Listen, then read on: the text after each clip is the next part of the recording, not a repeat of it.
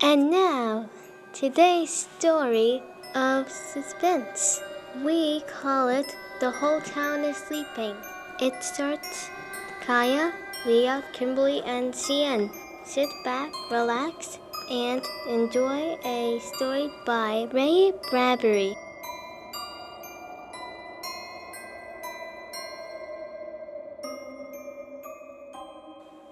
It was a warm summer night in the middle of Illinois country. The little town was deep, far away from everything, kept to itself by a river and a forest and a ravine. In the town, the sidewalks were still scorched. The stores were closing, and the streets were turning dark. Screen doors whined their springs and banged, and there was the sound of Grandma Helen's swing hammock across the street. On her solitary porch, Lavinia Nebbs, age 37, very straight and slim, sat with a tinkling lemonade in her white fingers, tapping it to her lips, waiting. Here I am, Lavinia. I won't be a minute, Francine. I'll just lock the door. All right. Oh, I do like your dress, dear. Why, thank you, dear. You look so good in that color. I'm afraid I could never wear it. It makes me look sallow. No, it doesn't. I'm sure not. Of course, I've always loved you in white.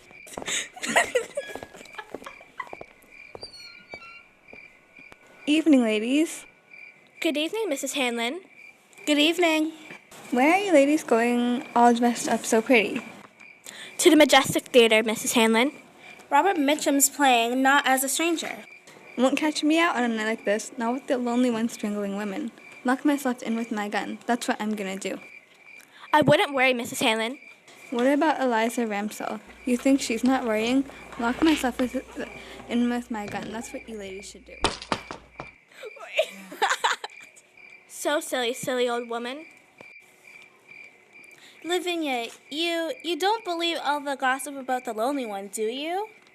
A lot of silly old women who haven't got anything better to do than talk. Well, just the same. Hattie McDonis was killed a month ago, and Roberta Ferry was the month before, and Eliza Ramsell is disappearing. Eliza Ramsell walked off of a traveling man, I bet. But the others strangled. Oh, Francine. They reached the edge of the ravine that cut the town in two. Stood there. Behind them, there were lighted houses. Ahead, deepness, moistness, fireflies, and dark. The ravine had to be crossed to reach the movies, deep in black as it cut into the hills. Then a creaking bridge to cross over the stream. Then 113 steps the steep and brambled bank to the other side. The lady stood there, looking down. It won't be me coming back tonight, Lavinia. It'll be you. Oh, and I'd never walk alone at night. Never. Bosh. Well, you can say bosh, but you will be alone on the path, not me. I wish you didn't live on this side. Don't you get lonely by yourself in that house? Old maids love to live alone. Come on, we'll take the shortcut. I'm afraid. The ravine scares me. Oh, come on. Don't be silly. I'll hold your hand. Lavinia, cool as mint ice cream, took the other woman's arm and led her down the dark, winding path into cricket warmth and frog sounds and mosquito delicate silence. Oh, let's run, Lavinia, please. No. Why should we? If Lavinia hadn't turned her head just then, she wouldn't have seen it. But she did turn her head, and it was there, back among a clump of bushes, half hidden, but laid out as if she had put herself there to enjoy the soft stars. Lay Eliza Ramsell, her face moon-freckled, her eyes like white marble. Then Francine saw it too, and the woman stood on the path for a frozen second, not believing what they saw. Lavinia held on tightly to the shuddering Francine, and the policemen were all around in the ravine grass. Flashlights darted about around the shadow of the ravine. Voices mingled, and the night grew on toward 8:30. You, didn't move her, ladies. Of course not. Oh no, we couldn't touch her. How could we? Yeah. And there was nobody. You didn't hear anything? Sounds anything unusual? No, nothing. It's the lonely one, isn't it? He did it, didn't he? Couldn't say, ma'am. We knew her. She was a friend of ours. Oh, I'm sorry. That's too bad. Well, I'll have one of my men walk you across the ravine. That won't be necessary. Thank you very much. We'll be all right. Oh, Lavinia. Come on, dear. And they crossed the ravine, each with her own thoughts, fears, and the creek waters under the bridge whispered, I'm the lonely one. I'm the lonely one. I kill people. Then they were at the top of the stairs and bathed in safe light from the street lamp, Francine and Lavinia's. I've never seen a dead person before. It's only a little after 8:30. We'll pick up Helen and get to the show. The show? Oh, Lavinia, you don't mean it. Of course I do. We've got to forget this. It's not good to remember. But Eliza's back there. We need to laugh. We've got to pretend that nothing happened. But she's our friend. We can't help her. There's no good brooding about it. I'm going to get it out of my mind, and you should too. Now, if we hurry, we won't miss too much. I thought you'd never come. You were an hour late. Well, Someone found Eliza Ramsell dead in the ravine. Oh no, Eliza. Who found her? Oh, we don't know. Oh, how awful. Did you see her? Was it terrible? Let's not talk about it. Oh, I really think I should lock myself in my house. I don't think we better go tonight. Of course we will. It's the last showing today. Besides, the lonely one can't kill 3 ladies all at once. There's safety in numbers. Anyway, it's too soon. The murderers come a month separated. Come along, Helen. Oh, I'll get my sweater. You wait for me. Why didn't you tell her about us finding Eliza? Why upset her? Time enough tomorrow. I told you, tonight we've got to forget. We're going to the show, and let's not talk about it anymore. Enough's enough. The ladies walked downtown and stopped at the drugstore, which was a few doors from the theater. Lavinia bought a quarter's worth of green mint juice, and the druggist dropped the mints into a sack with a silver shovel. You look mighty cool this noon, Miss Lavinia, when you was in. So cool and nice. Someone asked after you. Oh.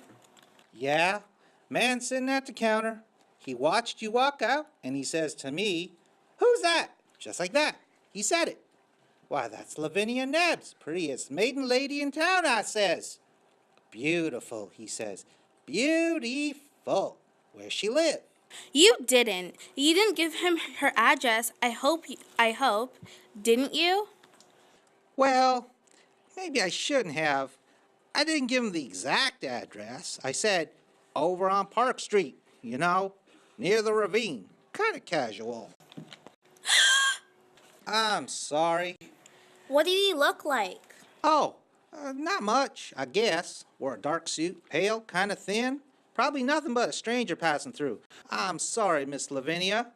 Here, no charge for the peppermints. Don't be silly, Mr. Bridges. Here. I know where we're going right now. We're going straight home. The man asking for you. You're next, Lavinia. You're gonna be dead in that ravine. It was just a man, that's all. It doesn't mean a thing. That's what I figured. Nothing to worry about. Nothing to worry about? I'm not going to miss the movie. You two can do what you want. I'm going. Well, I think we should all go home. She's right, Lavinia. No, she's not. Yes, she is. No, she's not. They argued Yes, for she 5 is. minutes. The 3 of them went to the theater. Francine and Helen.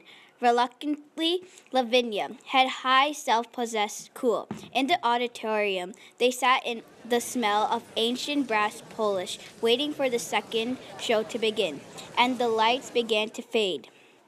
Lavinia. What? As we came in, a man in a dark suit followed us. He was thin. I think he had a pale face. He just came in, and he's sitting behind us. What?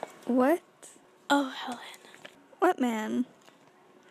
The man behind us is the one Mr. Briggs said was in the drugstore. Is behind us now. I'm calling the manager. It's him. Oh, stop the movie. Put on the lights. It's the murderer, the lonely one. He's here. Put on the lights. Lights. The drugstore clock said 11:25. They'd come out of the theater feeling new, and now they were laughing at Francine, and Francine was laughing at herself. You see how silly it was? All that riot for nothing? When you were running up the aisle screaming lights, I honestly thought I'd die. Poor man. The theater manager's brother from Racine. Oh, Francine. Well, I did apologize.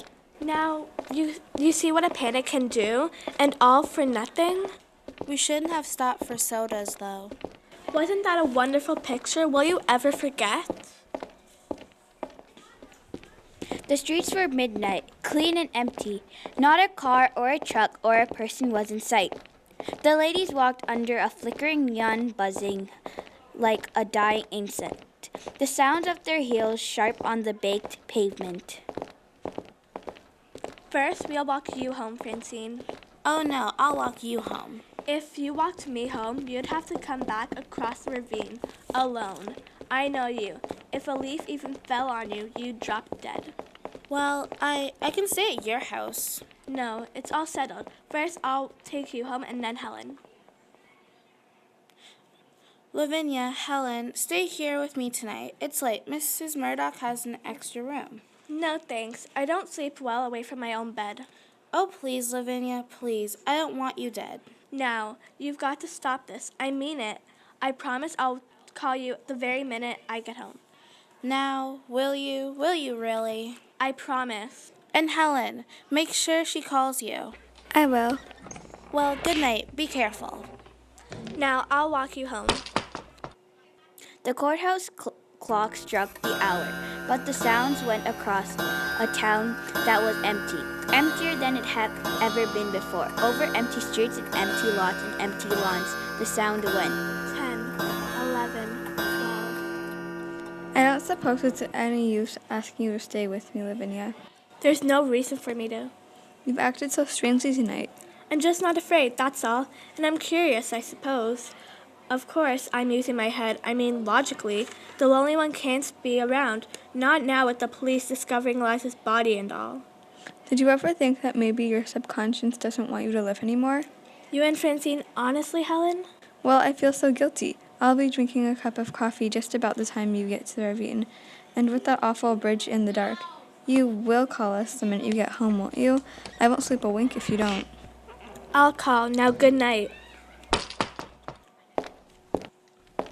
Lavinia Nebbs walked down the midnight street, down the late summer silence.